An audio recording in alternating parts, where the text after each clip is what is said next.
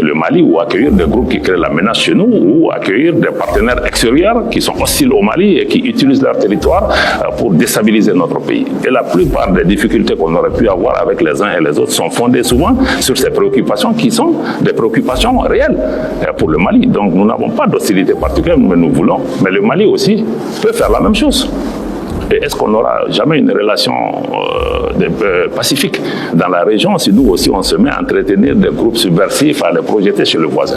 Donc je crois que chacun doit faire l'effort nécessaire de se retenir et de travailler de façon constructive à entretenir ces relations qui sont des relations séculaires entre nos peuples. Aucun dirigeant de la région, je pense que n'a le droit de poser des actes qui aujourd'hui peuvent mettre nos populations dos à dos. Monsieur le ministre, notre pays a fait le choix stratégique de diversifier ses partenariats en se tournant vers des pays comme la Russie, la Chine, l'Iran, la Turquie.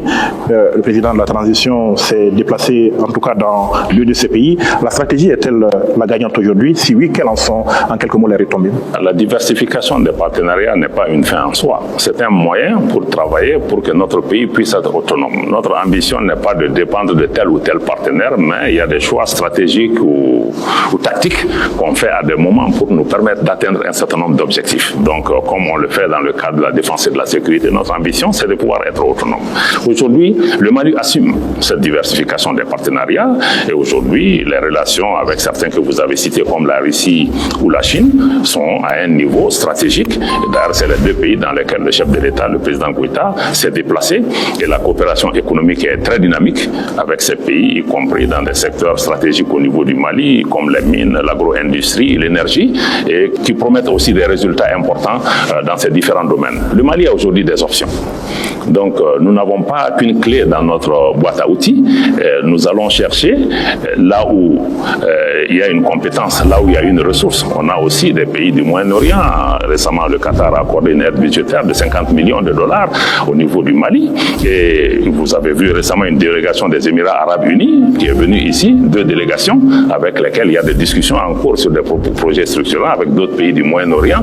Il y a ces ouvertures-là avec d'autres pays africains aussi. Il y a ces possibilités. Donc, pour nous, en tant que moyen, la diversification est essentielle pour nous permettre chaque fois, si c'est sur le plan de la défense et de la sécurité, d'avoir le partenaire qu'il nous faut ou dans d'autres domaines. Je pense que c'est un choix qui est judicieux, qui doit être maintenu, mais avec la finalité de faire cesser la dépendance de notre pays. Monsieur le ministre, votre département est le plus transversal des ministères, parce qu'il s'intéresse à tout, à la santé, aussi à la défense et à bien d'autres domaines. Est-ce que les relations aujourd'hui avec la Turquie se portent bien, puisqu'on a entendu que par rapport au froid, ces relations-là, il y a peut-être des implications dans d'autres sphères de la gouvernance. Comment se portent aujourd'hui les relations entre le Mali et la Turquie? Bon, disons que je ne suis pas perturbé par ce que j'entends ici et là. Je crois que ça aussi, c'est le propre aussi des réseaux, de toutes ces informations qu'on attend ici et là. Pour vous donner un cas concret, récemment, le président Erdogan a dépêché un porteur de messages auprès du président Goïta. Et les messages que nous avons reçus, en tout cas, sont des messages qui nous confortent par rapport à la solidité de la relation entre Ankara et Bamako et aussi au renforcement de la coopération entre nos 2 pays. Et la Turquie se tient aux côtés du Mali pour pouvoir répondre à ses besoins et l'accompagner dans son souci de recouvrer son territoire national et de défendre sa souveraineté.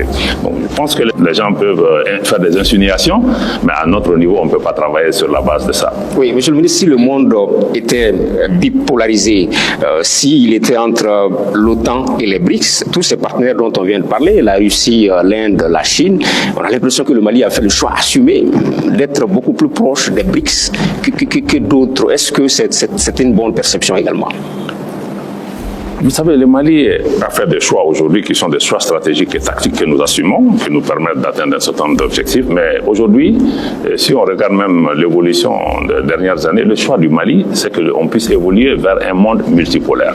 Le Mali ne souhaite pas qu'il y ait un club, un groupe ou un groupuscule de pays qui dirige le monde et que la voix de la majorité ne soit pas entendue ou que l'Afrique elle-même n'ait même pas de voix par rapport à cela. Donc tout ce qui va dans le sens du renforcement de la multipolarité, de l'émergence d'autres pôles politiques ou économiques ou sécuritaires, va dans la direction de ce que le Mali souhaite. Le retrait de l'Organisation internationale de la francophonie, est-ce qu'il est irréversible ou est-ce qu'on va aller vers des exemples comme le Rwanda? Est-ce qu'il y a possibilité que le Mali, les pays de l'AES renouent avec l'Organisation internationale de la francophonie?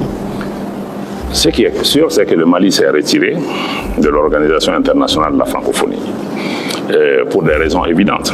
Parce que nous ne pouvons pas être dans des organisations où on pratique la politique de 2 poids 2 mesures. Quand nous appartenons à une organisation, cette organisation doit fonctionner sur la base de ses propres règles qui doivent s'appliquer invariablement à ses membres. Cette organisation est progressivement, en tout cas, s'est laissée entraîner par l'influence d'un état-major qui domine cette organisation qui est la France et que aujourd'hui, nous, nos pays AES, étaient ostracisés au sein de l'OIF. Il y a plusieurs pays qui sont en transition au niveau de l'OIF, mais qui n'ont pas le même traitement. Et nos pays il y a eu des mesures qui ont été imposées à nos pays sans que, je ne demande même pas qu'on sanctionne d'autres pays.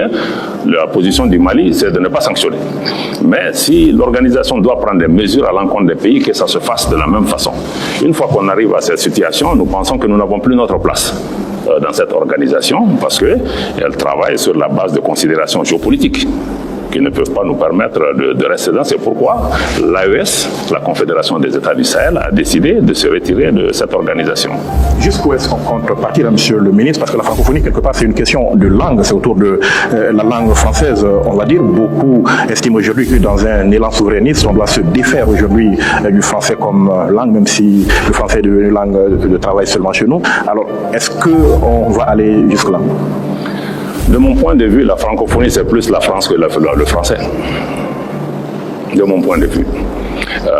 Quand vous regardez, la langue, oui, ce sont des pays qui parlent le français, mais il y a beaucoup même de pays dans la francophonie où peut-être même pas 1% de la population parle français. Donc, c'est une organisation politique. C'est une organisation politique. Maintenant, si vous liez ça au français, le français est un héritage colonial. Nous parlons français parce que nous avons été colonisés par la France et qu'on n'a pas pu encore se défaire de ça. Et nous avons parlé le français avant la création de l'OIF. Et nous y sommes entrés, nous y sommes sortis. Nous pouvons continuer à parler le français. Mais nous ne sommes pas fiers aussi de dire que nous parlons français. Parce que nous avons nos langues aussi. Ce n'est pas dire que nous devons laisser le français, non. Que ceux qui veulent, ils peuvent continuer à parler. Mais c'est aussi une opportunité pour nous, en tout cas un rappel, de valoriser davantage nos langues nationales. Il y a des langues africaines, même au niveau de l'AES, nos populations peuvent communiquer en Bambara ou en Songhai, qui peut être compris dans d'autres pays. Donc, pour nous, c'est aussi l'occasion de davantage investir et valoriser les langues nationales qui peuvent exister auprès du français. Mais pourquoi aussi on ne développerait pas l'anglais ou d'autres langues? Donc, pour nous, c'est beaucoup plus ça. Donc, l'OIF n'est pas la langue française. D'accord. Parlons, monsieur le ministre, de nos relations avec les Nations Unies, le processus de liquidation de la MINUSMA achevé. Quelles sont nos relations avec l'organisation onusienne maintenant et aussi avec la France, qui n'a plus d'ambassadeur au Mali depuis un certain temps. C'était un partenaire majeur quand même. Comment évoluent nos relations sur cette fond? Le Mali, depuis son indépendance, a adhéré aux Nations Unies en tant qu'État membre et a entretenu et maintenu des relations avec les Nations Unies jusqu'à l'arrivée de la MINUSMA.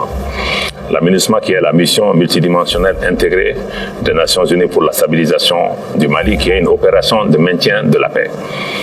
Et nous avons demandé après le départ de la MINUSMA.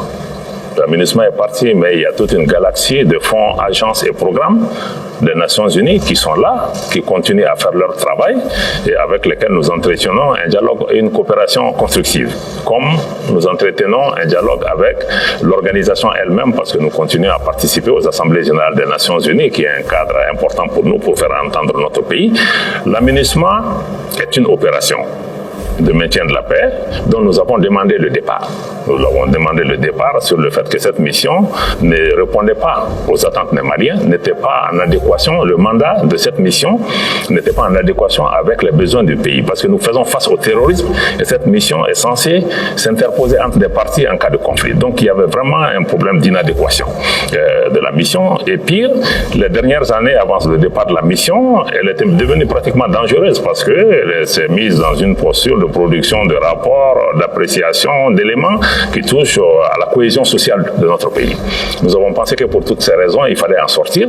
Et nous en avons tiré les leçons parce que c'est nous installer dans un scénario de dépendance et ça ne nous permettait même pas de faire ce que nous sommes en train de faire aujourd'hui, où nous avons été en mesure, avec le départ de la mission, de reprendre le contrôle de beaucoup de localités que nous ne contrôlions pas et d'améliorer substantiellement la sécurité.